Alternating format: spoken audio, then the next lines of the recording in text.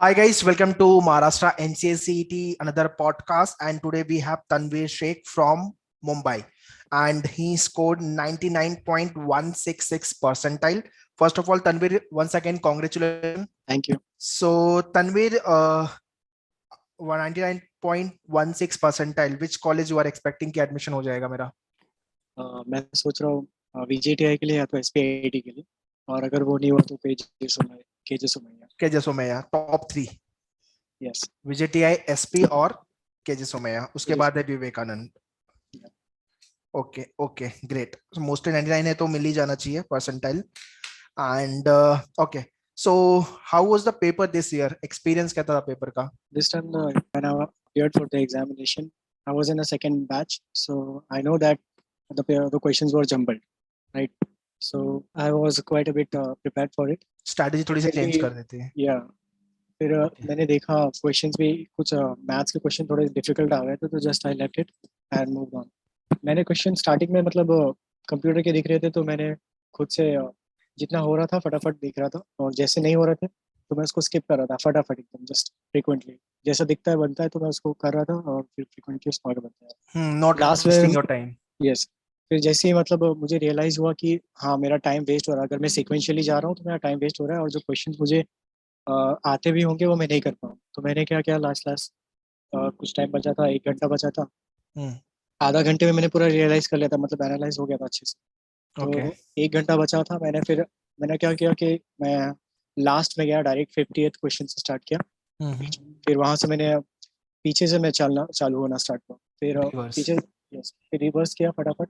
फिर मेरे को लगा बीच में काफी छूट रहा है, तो फिर बीच में गया, फिर बीच में से कुछ क्वेश्चन फटाफट किया, और इस तरीके से मैंने रैंडमली सिलेक्ट करते गया, तो मेरे को जितना हो रहा था मैं ज़्यादा सॉल्व कर पा रहा था। मैं मैथ्स में थोड़ा स्ट्रांग था, तो इसलिए मैं मैथ्स के पहले ढूंढ रहा था। ओके. तो इस तरीके से पेपर अप्रोच किया। तो ओवरऑल आप कुछ याद है कितने क्वेश्चन अटेम्प्ट किया था आपने? अराउंड 73 किया था। Around 73 question. हाँ, सो क्या लगता है कितने रॉन्ग हो सकते हैं उसमें से? वैसे मैं काफ़ी कॉन्फिडेंट था कि मतलब 60 तक तो राइट जाएगा ही जाएगा, लेकिन पता नहीं शायद से थोड़ा लिटिल मिस्टेक हो गया होगा, उसकी वजह से 48 49 मेरे राइट गए थे। मैंने एज अ कैलकुलेट किया अपने हिसाब से, अगर मतलब नेगेटिव कर करके। Okay okay. सो ओवरऑल जो एमसीए सीटी का पेपर है, maths, logic, English and computer concept, उसमें मैथ्स सबको टफ लगता है. So was it with you also? I mean, वो भी आपके लिए भी टफ था? Same with you? नहीं, मैं मैथ्स मतलब इससे पहले मैं खाली महाराष्ट्र सिटी नहीं दिया हूँ, मैंने उससे पहले नीट सेट के लिए मैं पहले ही प्रिपेयर कर रहा था, तो मेरा मैथ्स वैसे ही स्ट्रांग हो गया था। जो मुझे थोड़ा सा डिफिकल्ट पार्ट पड़ रहा था, मतलब क्योंकि इस बार कंप्यूटर सेक्शन के जो क्वेश्चन थे काफ़ी मतलब डीप में आए थे, तो वो समझ ही नहीं आ रहे, मेरे को वहाँ पे दिक्कत हुआ। मैथ्स में उतना मेरे को दिक्कत मतलब नहीं हुआ। एक दो अच्छा. क्वेश्चंस आए थे मतलब जो काफ़ी टफ थे, तो मैं देख के ही समझ गया कि वो नहीं होगा, तो I just left. And what about English? English तो इजी था, इंग्लिश तो हो गया एकदम मेरे इजी को। था. हाँ, इंग्लिश ठीक था। ओके. आरसी वगैरह वोकैब वाले क्वेश्चन, ग्रामर वाले क्वेश्चन मैनेजेबल. हाँ, मतलब एक दो क्वेश्चन थे इंग्लिश, एक क्वेश्चन था शायद से जिसमें कुछ जो इंग्लिश वर्ड्स थे वो काफी ज्यादा मतलब हार्ड थे, तो समझ नहीं आ रहे थे, मैंने उसको लीव कर दिया। Okay. And what about logic? Logics भी प्रिपेयर्ड था मैं लॉजिक्स के लिए, तो लॉजिक्स भी किया था। सारे अरेंजमेंट वाले, ट्रेडिशनल लॉजिक, क्रिटिकल हाँ, वाले? पजल्स तो सब मतलब काफी प्रैक्टिस करके आया था, लेकिन पजल्स आए नहीं थे, नहीं तो आया. वो पूरा चले गया था। बाकी फिर भी जितना हो सकता था किया। थोड़ा जो राइट. सीरीज होते हैं ना, मतलब अ, जैसे कि 1 2 3, फिर नेक्स्ट टर्म क्या आएगा वो जो होता है वो थोड़ा सा नंबर डिफिकल्ट। सीरीज. हाँ, तो उसमें थोड़ा वीक था, तो वो आ रहे थे तो मैं स्किप कर रहा था। Okay. And lastly computer concept? Computer मेरा टफ था, मतलब कंप्यूटर मुझे मतलब मेरे लिए टफ था, बाकियों को नहीं पता, बट मेरे लिए टफ जा रहा था, तो मैंने उसको सोचा था कि कम से कम ही कर अटेम्प्ट। सो एकेडमिक बैकग्राउंड आपका क्या है बेसिकली, जो क्यों टफ था कंप्यूटर? कंप्यूटर में ज़्यादा थ्योरेटिकल पार्ट में पढ़ता नहीं, मतलब इतना ध्यान नहीं हम्म. देता हूँ। वैसे तो मैं कंप्यूटर साइंस से हूँ, बीएससी हम्म. कंप्यूटर साइंस, अच्छा. बट फिर भी मतलब उतना अच्छे से डीप में नहीं पढ़ा था, तो थ्योरी वाले पार्ट जो थे. हाँ, मैं ज़्यादातर मतलब कोडिंग पे ध्यान देता था हमेशा अपने हम्म. कॉलेज के time. Okay okay. So as you mentioned that you joined us for the mock program, तो mock लिखने के बाद और जब रियल एग्जाम लिखा तो क्या डिफरेंस दिखा? मॉक में पजल्स काफी ज्यादा जो डिफरेंस दिखा था ना, वो मतलब लॉजिकल पार्ट था, उसमें डिफरेंस दिख गया क्योंकि पूरा अलग। मैथ्स तो Okay. मतलब काफी हद तक मतलब मॉक जो दिया था उसी के हिसाब से बिल्कुल, तो मैंने वो फटाफट अटेम्प्ट हो गया। और इस बार मैथ्स में भी काफी मतलब स्टैटिस्टिक्स जो आता था पार्ट, वो सब नहीं आया। हम्म। बहुत ही अलग अलग तरीके के मतलब जो बेसिक मैथ्स थे वो सारे आ रहे थे। अरिथमेटिक वाले क्वेश्चंस हाँ, वो ज्यादा सारे। करके। Right right. तो वो सब ऐसा मतलब ऐसा लगा कि लास्ट लास्ट मैंने उसी के लिए प्रिपेयर किया था, क्योंकि एमसीए सीटी के लिए थोड़ा सा स्टैटिस्टिक्स का अलग ही पार्ट आता है, तो वो भी प्रिपेयर किया था बट वो आया नहीं, हम्म। तो वो चले गया था। और मॉक में बस खाली पजल्स का थोड़ा सा डिफिकल्ट पड़ा था, और कंप्यूटर अलग लग रहा था मतलब काफी। ओके मॉक में कुछ और दिया था और यहाँ पे एकदम ही अलग से डिफरेंटली आ रहा था। Okay. So what was your highest score in the mock test? Mock test में तो मेरा हाईएस्ट स्कोर 115 गया था। 115। हाँ, तो मैं थोड़ा ओके, कॉन्फिडेंस में हो गया था काफी, कि लेकिन अब 120 तो पहुंच ही जाएगा, 120 हाँ 30। ऐसा लग रहा था, लेकिन नहीं हो पाया। ठीक है। ठीक है, but you hit 99 plus percentile, तो वो भी ऑब्वियसली उतने तक स्कोर गया है अपना तभी है। Right, great. So during your preparation was there any battery down moment कि भाई डिमोटिवेशन आ रहा है, अभी लग रहा है नहीं हो पाएगा, ऐसा कुछ?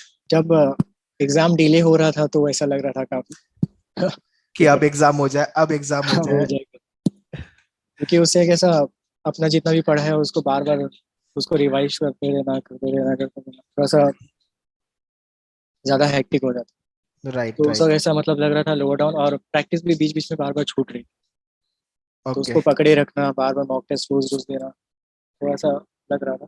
बट फिर जब लास्ट का एक हफ्ता बचा था तो मैंने हर रोज मतलब एक से दो मॉक टेस्ट तो देता ही देता। एक सुबह देता था और रात में तो कंफर्म देता था। Okay, and after the mock test you should analyse your mock test also, that हाँ, इज वो द मैं पक्का करता था हमेशा। कि कौन कहाँ पे अच्छा परफॉर्म कर रहा हो, कहाँ कहाँ पे प्रॉब्लम आ रही है।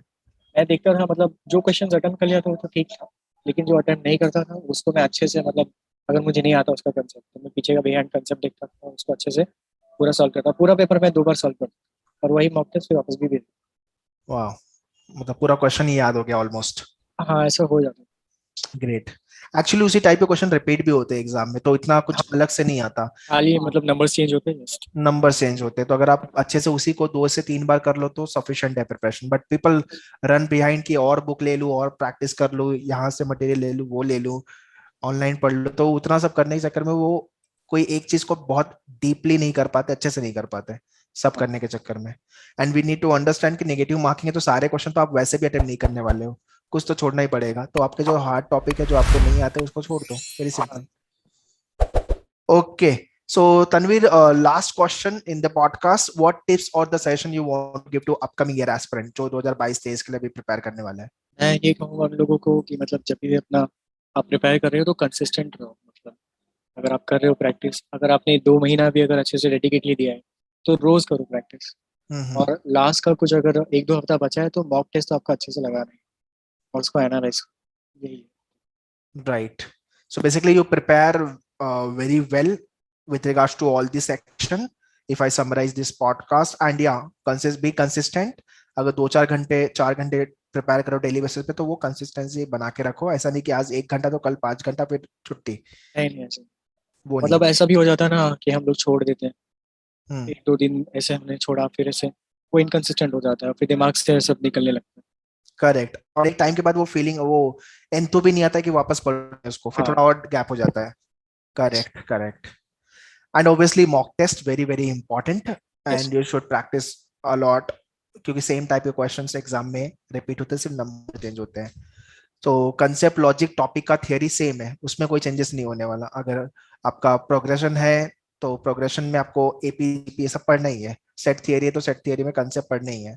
इट्स वेरी सिंपल, लॉजिक में भी same way. Fine, so thank you, Tanvi, that here we end the podcast, coming and sharing your brief experience. And once again, congratulations for 99 plus percentile in thank you. NCACT examination.